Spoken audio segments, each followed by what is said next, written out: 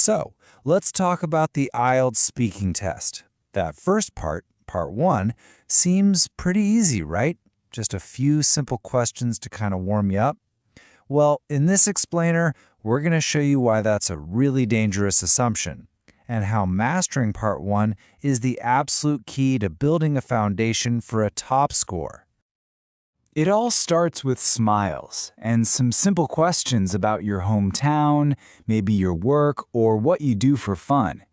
It feels like a nice, gentle warm-up. But that friendliness, it's a bit of an illusion. Treating part 1 like it's just a casual chat is probably the first and honestly, the biggest mistake you can make. You should really think of it as the scored warm-up. Because from the very moment you start speaking, you are being judged. These first few minutes, they aren't just for getting comfortable. They are for setting the entire tone of your assessment. They're critical. So here's the breakdown of what it looks like. It's quick, only about 4 to 5 minutes. After they check your ID, the examiner's going to ask you about familiar stuff, your hometown, work, hobbies, that kind of thing. But the most important thing on this entire slide, it's that last point. You are being scored and recorded from the very first question. There's no grace period. And that's really the crucial point here. This isn't just some friendly chat over coffee. Nope. It's a very structured assessment, and it's designed to figure out your baseline English ability fast.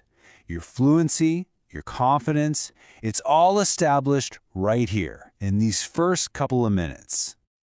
So, if the examiner doesn't really care how interesting your hobbies are, what are they listening for? Let's dive into what's really being tested when they ask you these simple questions. This right here, this is the fundamental question that's going through the examiner's mind. Are you actually comfortable having a conversation in English? Or are you just, surviving? Are you putting sentences together naturally, or does it feel like you're struggling to find the right words for every single question? And this slide just illustrates the difference perfectly. Over on the left, you've got survival mode. You can almost feel the stress, right? It leads to these short, weak answers. But on the right, you see what comfortable communication looks like. The answers aren't crazy long or complex, but they're complete. They show you're at ease with the language. So, the big question is, how do you make sure you're always communicating and not just surviving? Well, you use a simple, super effective structure for your answers. Let's call it the golden formula. It's as simple as 1, 2, 3. Seriously. First, just give a direct answer. Don't make the examiner guess what you're trying to say. Second, explain why you feel that way. And third, add one little extra detail to round out your response. So remember, answer, reason, detail. That's it. Let's see this formula in action. Imagine the question is about your hobbies. You could say, I usually spend my free time reading novels. That's your answer. Because it helps me relax. That's the reason. Especially mystery books. And there's your small detail. See? It's a perfect part 1 answer that shows fluency without any strain at all. But, like any good tool, you have to use it correctly. This formula is a guide. It's not some rigid script you have to follow word for word. The goal here is to build a natural conversation, not to sound like a robot reading a script. So, here's a number to keep in your head. Your target for each answer should be about 15 to 25 seconds long. That's roughly 2 to 4 complete sentences. Anything shorter than that, and it just feels a little underdeveloped. But any longer, and you risk rambling. This is the sweet spot. It shows fluency and control. And please, remember this. The examiner cares about your rhythm, your clarity, and your confidence, not how exciting your life is. Your goal is just to sound calm and natural. A simple, maybe even boring answer that's delivered with good pacing and intonation will always score higher than some dramatic story filled with hesitations and mistakes. All right, let's quickly run through the common traps to avoid. Memorized answers, they sound so unnatural, and examiners are literally trained to spot them a mile away.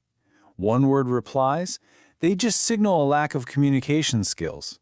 Overthinking, that just creates awkward pauses. And trying to force in some big, unnatural vocabulary word, that just breaks your flow. The goal is always natural control. Okay, this is a big one. It's a huge fear for so many people taking the test. What happens if your mind just goes blank? Or maybe you just didn't quite catch what the examiner said. The answer is actually really simple. Don't panic.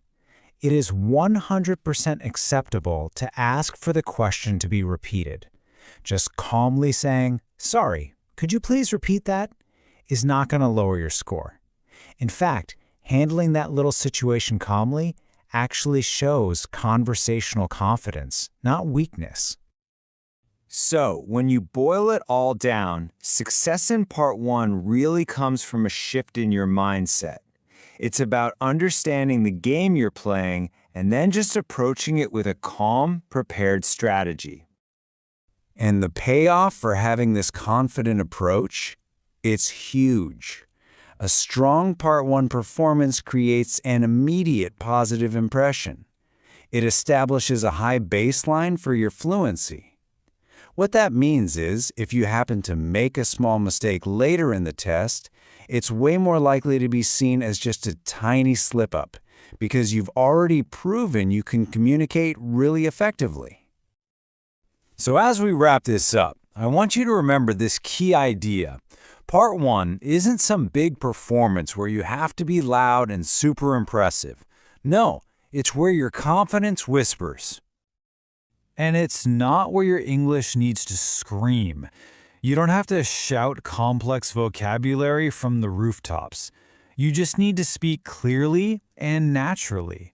A quiet, confident control is so much more impressive than a loud, clumsy effort. And that, right there, is the ultimate goal. Your delivery should be so clear and engaging that the examiner just naturally leans in to listen to you. You don't want them leaning away, struggling to follow what you're saying. If you master these fundamentals, I promise you, you'll have them leaning in from your very first answer.